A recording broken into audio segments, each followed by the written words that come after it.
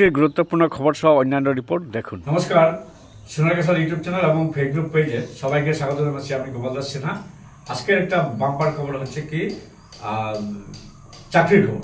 চাকরির একটা সুবর্ণ সুযোগ কেন্দ্র সরকার এনে দিয়েছে। সেটা হচ্ছে কি যারা এক্স সার্ভিসম্যান সেনাবাহিনী থেকে যারা অবসর গ্রহণ করেছেন তাদের জন্য এই সুবর্ণ সুযোগটি আনা হয়েছে। সেটি হবে 7 ফেব্রুয়ারি। আগামী 7 ফেব্রুয়ারি গুয়াহাটি নারেঙ্গি আর্মি ক্যাম্পে ব্রহ্মপুত্র হলে ওপেন রিক্রুটমেন্ট স্পট করা হবে। সে ওপেন রিক্রুটমেন্ট স্পটে যারা গিয়ে অংশগ্রহণ করবে তাদেরকে সঙ্গে সঙ্গে তাদেরকে চাকরি দেওয়া হবে। তো এটা লোভনীয় চাকরি আছে, বিভিন্ন বিভাগে চাকরি দেওয়া হবে। যারা এক্স সার্ভিসম্যান যারা সেনাবাহিনী থেকে যারা অবসর গ্রহণ করেছেন তাদের জন্য এই সুযোগ রয়েছে।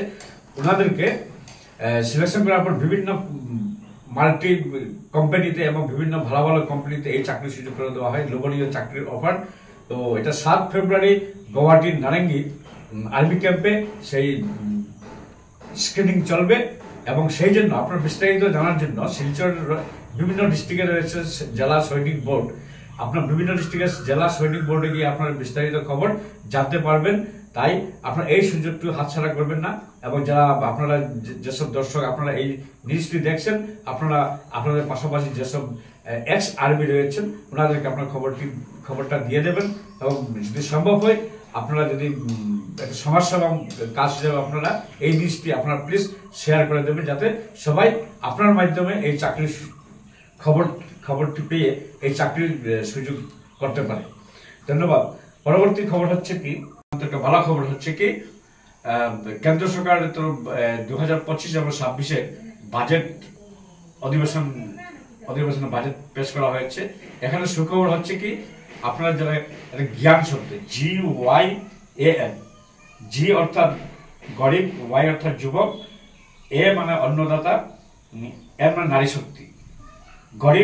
গরিব যুবক, অন্নদাতা এবং নারী শক্তির জন্য প্রচুর অর্থ বিনিয়োগ করবে কেন্দ্র সরকার।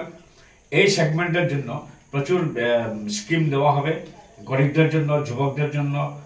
এছাড়া এবারের বাজেটে গ্রামীণ পোস্ট অফিস এলাকায় পোস্ট অফিসগুলোতে বিভিন্ন স্কিম আনা হবে। ব্যাংকের যেসব সুবিধা পাওয়া হচ্ছে সেই সব সুবিধার থেকে আরো অতিরিক্ত সুবিধা দিয়ে পোস্ট অফিসে যারা গ্রামীণ যারা ব্যবসায়ী রয়েছেন, কৃষিজীবী রয়েছেন, যারা মৎস্য চাষ করছেন, সবার সুবিধার জন্য অনেক ধরনের সুবিধা এনে দেবে। এবং যাতে পোস্ট অফিসের মাধ্যমে ঋণের সুবিধা হয় সেই সুবিধাও আনা হয়েছে। এই সুবিধাগুলো আপনারা পাবেন। এছাড়া যারা কিষাণ ক্রেডিট কার্ড রয়েছে যাদের আগে ছিল 3 লক্ষ টাকা পর্যন্ত ঋণ নিতে পারতেন, এবার 5 লক্ষ পর্যন্ত তারা ঋণ নিতে পারবেন কিষাণ ক্রেডিট কার্ডে। এই এবারের বাজেটে এই কিষাণ ক্রেডিট কার্ডে মানে কৃষক এবং মৎস্যজীবীদের জন্য অতিরিক্ত সুবিধা এনে দেওয়া হয়েছে। সবাই জানেন অসমের মুখ্যমন্ত্রী হিমন্ত বিশ্ব শর্মার জন্মদিন পালন হচ্ছে। তাই রাজ্য জুড়ে এই জন্মদিন পালন উপলক্ষে বিভিন্ন স্তরে দলীয় কার্যালয় সমূহে, বিজেপি দলীয় কার্যালয় সমূহ সহ বিভিন্ন প্রতিষ্ঠান, বিভিন্ন সামাজিক অনুষ্ঠানে মুখ্যমন্ত্রীর জন্মদিন উপলক্ষে ওনার শুভেচ্ছা কামনা করা হচ্ছে। তাই দীর্ঘজীবী মুখ্যমন্ত্রীর দীর্ঘজীবন কামনা করা হচ্ছে। আর পরবর্তী খবর হচ্ছে কি, এটা বাংলাদেশের একজন বিষ্ণুপ্রিয়া মণিপুরী লেখক সুভাষিস সিনহা, উনি একটা খ্যাতনামা লেখক, সাহিত্যিক। ওনাকে বাংলাদেশের ইন্টারিম গভর্নমেন্টের ডক্টর মোহাম্মদ ইউনূস সরকার নাট্য সাহিত্যের বিভাগে সুভাষিস সিনহাকে বিশেষ পুরস্কার দিয়ে ভূষিত করেছেন ইউনূস সরকার। এতে বাংলাদেশের বিষ্ণুপ্রিয়া মণিপুরী সহ ভারতের বিষ্ণুপ্রিয়া মণিপুরীরা গর্ববোধ করছেন এবং অসংখ্য বাঙালিরা এই সুভাষিস সিনহার এই কৃতিত্বে ওনারা সবাই সন্তোষ এবং আনন্দ প্রকাশ করেছেন ইউনূস সরকারের প্রতি। মিজোরাম এবং কাসার বিএসএফ ক্যাম্প শিলচর সেন্টারে বিএসএফ জওয়ানরা 2 ফেব্রুয়ারি শ্রীভূমি জেলা অর্থাৎ করিমগঞ্জ জেলা ভারত এবং বাংলাদেশ বর্ডারের পাশে অনেক মহিষ, অনেক বাফেলো, প্রচুর বাফেলো বাংলাদেশে পাচার করার জন্য, বাংলাদেশ সীমান্ত পাচার করার জন্য প্রস্তুত ছিল। এবং বাংলাদেশ পাচার করার আগে বিএসএফ জওয়ানরা সেখানে গিয়ে সবগুলো মহিষকে তারা বাজেয়াপ্ত করে, প্রায় 14টি মহিষ সেখান থেকে বাজেয়াপ্ত করে উদ্ধার করে আনা হয়েছে। বিএসএফ বাহিনী ওনাদের কবজায় রেখেছেন। এটা বিএসএফ এর একটা বড় ধরনের সাফল্য। এরকম বাংলাদেশ সীমান্ত দিয়ে প্রচুর গরু, মহিষ পাচার করা হয় চোরাই পথে।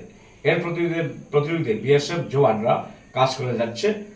আপনারা সবাই জানেন গোপীনাথ বরদলৈ ট্রফি ৭০তম ভারতরত্ন গোপীনাথ বরদলৈ স্মৃতিতে রাজ্য জুড়ে ফুটবল প্রতিযোগিতা শুরু হয়েছে। এই প্রতিযোগিতা শিলচরেও কাছাড় ডিস্ট্রিক্টেও শুরু হয়ে গেছে। এর মধ্যে খেলা শুরু হয়ে গেছে স্পোর্টিং মাঠে। তো এই খেলায় এই প্রথমবারের মতো একটা গ্রামীণ ক্লাব চ্যাংকুরি প্রগতি যুব সংঘের একটি দল সেখানে সুযোগ পেয়েছে খেলার। তাই গোপীনাথ বরদলৈ ট্রফিতে খেলার সুযোগ পাওয়াটা একটা বড় ধরনের একটা সাফল্য। কারণ এই গোপীনাথ বরদলৈ ট্রফি পরিচালনার যে দায়িত্ব রয়েছেন খুদ আসামের মুখ্যমন্ত্রী হিমন্ত বিশ্ব শর্মা রয়েছেন চিফ প্যাট্রন হিসাবে। এছাড়া রয়েছেন